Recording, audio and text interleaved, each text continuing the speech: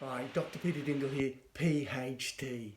Welcome to the 8 benefits of vinegar, but it's really a lot more than 8. I've kind of squished them all together and I could probably come up with 18 or maybe even 80 if I really stretched it out there. And it's all based on good scientific research. But before I tell you about the benefits of it and convince you that you should be having it every day and with your meals in particular for some people out there, I need to explain that it's been a remedy, a natural health remedy for thousands of years. And when products like vinegar have stood the test of time and repeatedly come up through all the ancient cultures, not just one, but multiple cultures throughout the world, then you know there is something seriously good about this. It's got a long history. In fact, it dates back as far as we know, 5,000 years. Hippocrates mentioned it over 2,000 years ago. He actually recommended you have it with a little bit of honey, which is a pretty good idea sometimes. And of course, and I'll mention the benefits of honey much in a later series. But the benefits go back, and all of all the ancient cultures have used it, and all the modern day home remedies and so on all mention vinegar. And it's not just apple cider vinegar, although that's the one we're focused on in our Western culture. It relates to all the vinegars. And in this, I also mean, we're not talking about the very cheap bottle that you find on the bottom of the supermarket for $1 for 3 kilos or something. I'm talking about an organic version with the mother in it. Yep, the mother is the grey little bits or the little brown bits down the bottom of the bottle. Look, I've got one here. I've stirred it up a bit, and that's the colour of it. And it's organic. It's really cheap. I mean, we're talking $3, $4, $5. And it'll last a month or two. So it's really cheap and really cost effective. And the mother is just talking about the little bits of the microorganisms in there, primarily bacteria, that are still remaining with lots of the nutrients mixed in with it. So that's why it's much, much more beneficial. But when you talk about vinegar, the benefits come from dozens of the ingredients in it. And the first one is acetic acid. That gives it that strong acid, terrible taste to it. Okay, some people like it. Yeah, I had to battle it down. In fact, when I got around to trying out vinegar and I realized how good it was, my wife Martine and I thought we'd trick the vinegar. We'd outsmart it, you see. We'd say, well, hold on. 5 o'clock came around, instead of having a glass of wine, what we did was got our cocktail glass out, mixed a little bit of vinegar in it, just 5 to 10 mils, put some bubbly water in, put a bit of ice and an olive cube, and guess what? It still tasted terrible. But it was worth a try. We tried it for a week. Now I just take it down whenever I think I need it, and on a daily basis, sometimes even a couple of times a day. So it's got acetic acid in it. It's got these polyphenols, which are the big plant molecules that also feed the gut bacteria and are essential for your health and well-being. They're the things you find in the green teas and the chocolates and the red wines and everyone's talking about. They're the group called polyphenols. It's got your minerals like, potassium, sodium, chloride, phosphorus, calcium and magnesium. In fact, that links to some of the bone benefit that I'll mention later on. It's got your vitamins A, B1, B2, B12, B6, vitamin C, vitamin E. And when you've got the mother in it, it's actually got a little bit of fibre, some probiotics in it still, and here's the clincher, it's got enzymes which help with digestion. And I'll come back to that. So what are the benefits? What's been shown up in the science? Well, the first one is vinegar was used literally as the major treatment for diabetes type 2 before the drugs came along. So diabetes type 2 was treated primarily with vinegar and diet and nutrition, and then the drugs came along and we've moved away from it and so on. However, the research shows overwhelmingly that it's beneficial in terms of insulin sensitivity, so the cells can recognize the insulin, open it up to the sugar and let the sugar into the cell and get it out of the blood. And the studies with population show its benefits. So for diabetics type 2, it's great. And in that case, you actually have it with the meal. Now, a little bit of interest and trivia, of course, is the main drug that they use for diabetes type 2, metformin, is literally just a prebiotic. It's derived from the African lily plant. I know people tell me, oh, nature doesn't work, you don't have these natural remedies.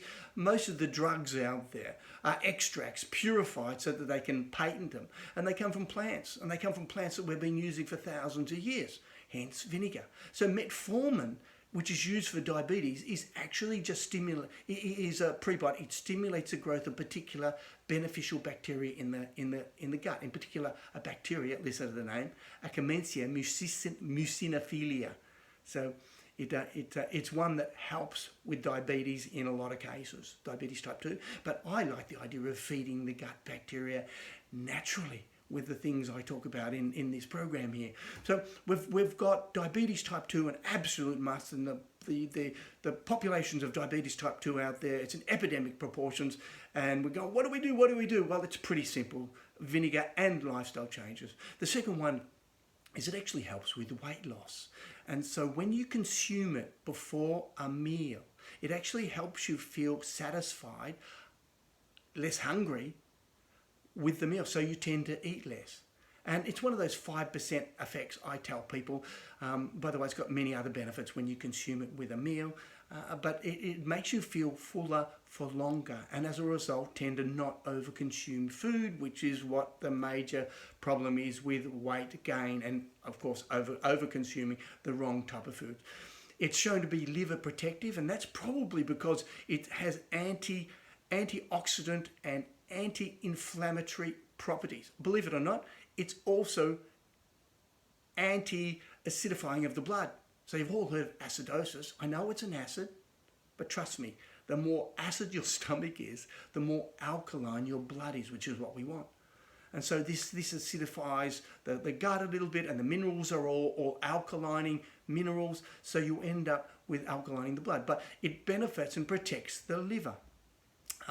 And that's a big issue, particularly with diabetes and non-alcoholic fatty liver and all those conditions that we now see. See, the liver is the first port of call, literally, from digestion. So anything in the gut that gets through goes to the liver, including all of the toxins.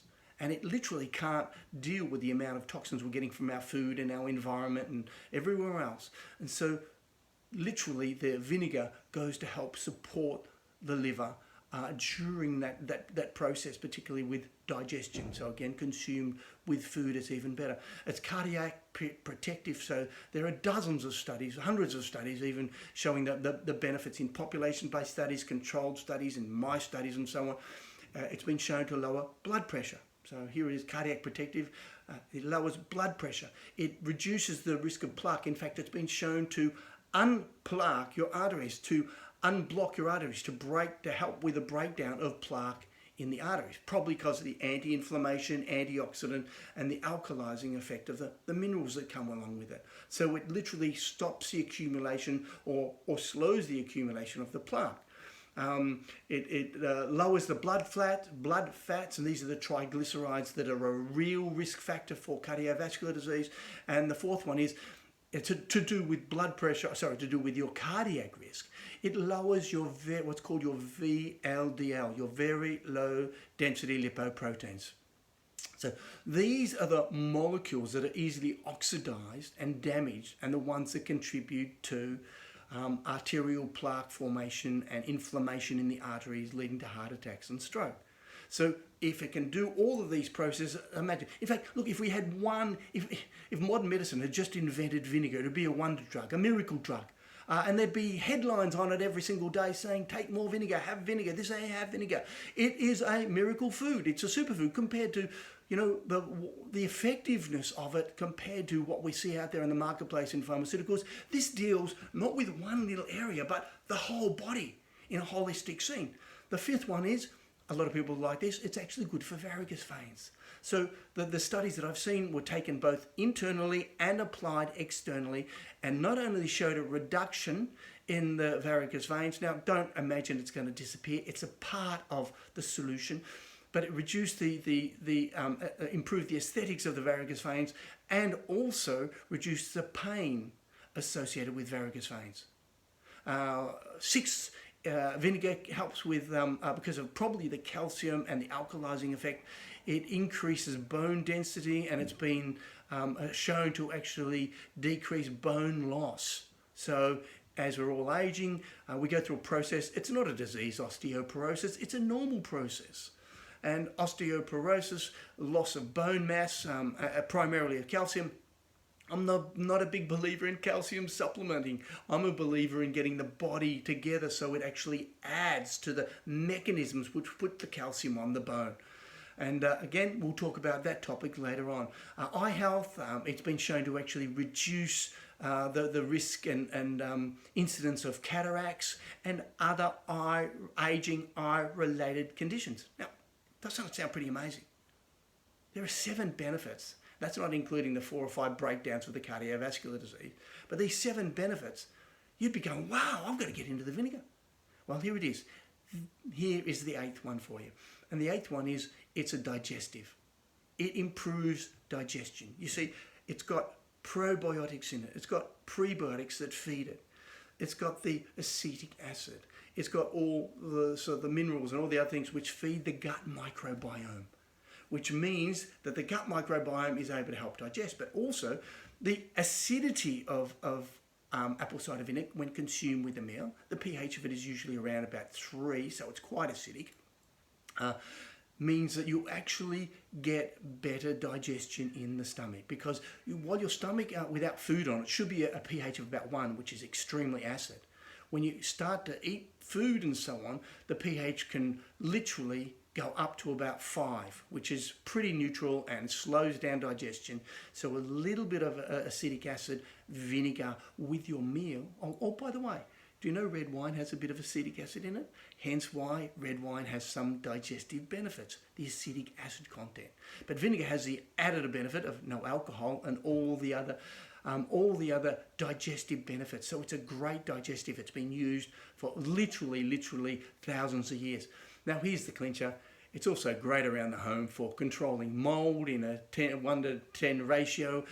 In our early studies, literally we were doing the studies and we were telling people just get some, this is the cheap vinegar in this case, and wipe over the benches, wipe over the mold in the bathroom and so on. If you've got small mold problems, easy to do. And in World War I and all the previous wars before that, before pharmaceuticals, vinegar was the main antiseptic. How's that? Have I convinced you yet that you've got to take vinegar? I hope so. These 8 benefits are overwhelming, and that's just a summary. There are so many more benefits. And the first question you're going to say, well, what do you take? Well, here it is. Here's one of the apple cider vinegar. It's an organic one with mother in it, contained in it. It costs about $4 for that 500 ml bottle.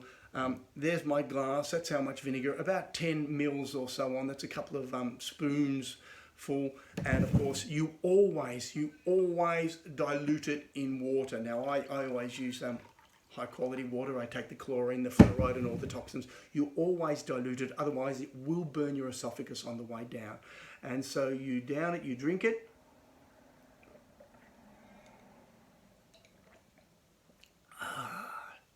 Nice.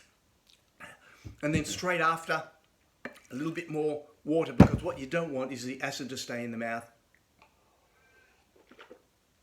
Swirl it around, drink it down, and that gets the acid out of the mouth, because acid sitting in the mouth can lead to a production of tooth decay as a result of another topic altogether. So I've convinced you now, vinegar is a great food. It's a great treatment for lots of conditions. And is it going to solve all your health problems? No. But staying tuned to what we do will give you so many natural remedies and so many bits of information we're going to provide you. So have a look at the link below. Have a look at the information we get, and I really hope that I've started you on your journey, because it is a journey. It's a lifelong journey to fixing your gut and fixing your health. Thank you very much, and Peter Dingle here, PhD.